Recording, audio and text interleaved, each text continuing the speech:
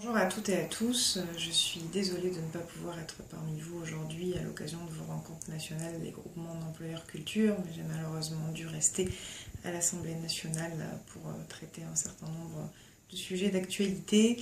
Je souhaitais néanmoins pouvoir vous adresser par message vidéo quelques éléments de ce que j'aurais pu vous dire si j'avais été parmi vous. Je voulais d'abord remercier les organisateurs de l'événement que sont Opal, Mezzanine Admin, BCBG et Paris Mix pour m'avoir sollicité, parce qu'il est vrai que je suis particulièrement intéressée par vos travaux à deux titres. D'une part car j'ai été l'une des rapporteurs de la loi sur l'économie sociale et solidaire qui a été promulguée le 31 juillet dernier, et d'autre part aussi parce que je fais partie du comité de suivi de la réforme de l'intermittence et que à ce titre j'ai également été particulièrement sensibilisée aux différents sujets qui traversent aujourd'hui le champ culturel, et donc de ce point de vue là encore le travail que vous faites sur les groupements d'employeurs culture m'intéresse beaucoup. Je voulais vous dire que la loi sur l'économie sociale et solidaire dont je viens de parler est porteuse d'un certain nombre d'outils qui vont permettre de développer et d'encourager les structures de l'économie sociale et solidaire, qu'elles soient mutualistes, coopératives, associatives, et à ce titre les groupements d'employeurs culture sous forme associative relèvent du cadre de la loi. Il y a donc un certain nombre d'outils, de reconnaissance, de définition, d'accès à des nouveaux leviers de développement qui sont mis en place. Mais j'ai bien conscience que la loi ne répond pas à toutes les questions. J'ai coutume de dire qu'elle était nécessaire, mais probablement pas suffisante, et qu'aujourd'hui se posent un certain nombre de questions que vivent les acteurs de l'économie sociale sur les territoires, sur lesquels il faut continuer à travailler pour apporter des réponses nouvelles. Il y a bien évidemment des enjeux de financement dans un contexte de raréfaction des financements publics. On voit bien que beaucoup de structures de l'ESS, particulièrement les petites structures et notamment les petites structures associatives, ont des difficultés importantes de modèle économique. Il y a des questions de précarité de l'emploi, notamment dans le champ associatif. Là aussi, on le sait, il y a un vrai problème de précarité chez certains acteurs et dans certains secteurs de l'économie sociale et solidaire.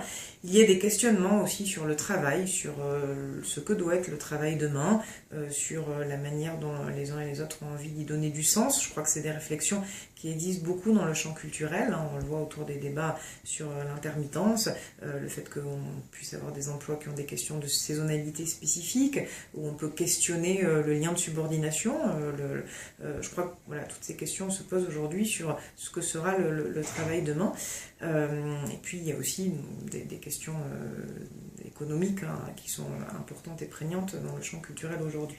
Donc de ce point de vue-là, moi je crois que les groupements d'employeurs culture sont aujourd'hui un outil qui peut permettre de répondre à un certain nombre des questionnements que je viens d'évoquer. Et je crois que leur développement est aujourd'hui plus que souhaitable, et je souhaite en tant que député, en tant que législateur, essayer de travailler avec vous au développement et à la pérennisation des groupements d'employeurs. Pourquoi ? Pour moi, il y a plusieurs enjeux derrière cette question. Il y a un enjeu évidemment pour les structures employeurs en tant que telles. Il y a aujourd'hui un besoin d'évolution des modèles économiques, et je crois que tout ce qui permettra de favoriser les logiques de mutualisation est quelque chose vers lequel nous devons aller, que nous devons promouvoir, et je crois que les groupements d'employeurs apportent évidemment des solutions importantes de ce point de vue-là. Il y a un enjeu du point de vue également des travailleurs, puisque je crois qu'à travers les groupements d'employeurs, il y a un enjeu de lutte contre la précarité au travail, donc je crois que ça c'est également très important de le souligner. Il y a aussi un enjeu de soutien au secteur culturel en tant que tel, de par ses spécificités.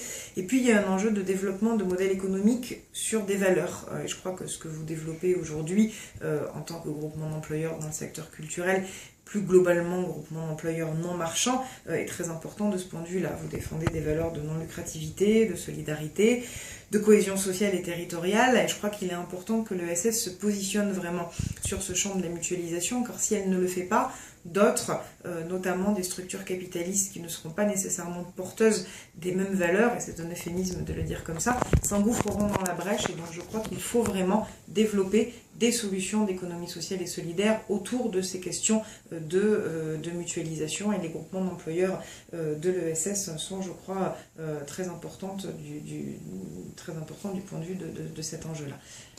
Je terminerai en vous disant donc que je souhaite travailler à vous appuyer. Un rapport parlementaire sur les difficultés économiques du monde associatif rendu récemment par mes collègues Dumas et Bocquet prône le développement des groupements d'employeurs. Je crois qu'il faut, à partir de ce rapport notamment, voir comment est-ce qu'on peut vous aider en termes d'amélioration